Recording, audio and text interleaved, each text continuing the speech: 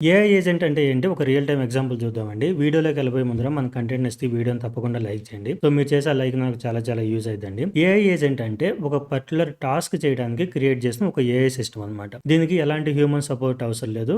అటానమస్‌గా అంటే ఇండిపెండెంట్‌గా end to end అదే కంప్లీట్ చేసిద్ది. సో, ఎగ్జాంపుల్ చూస్తే ఒకటి మన సాఫ్ట్‌వేర్ స్కూలే ఉంది. మన ఈమెయిల్‌కి చాలా రిక్వెస్ట్‌లు వస్తాయి. రియాక్ట్ సిలబస్ పంపించండి. జావా స్ప్రింగ్ బూట్ సిలబస్ పంపించండి. డెమో లింక్స్ పంపించండి. లేకపోతే డెమో క్లాస్ ఏమైనా ఉందా? షెడ్యూల్ చేస్తారా? సో, ఎవరితోనా మీట్ అవ్వాలనుకోండి.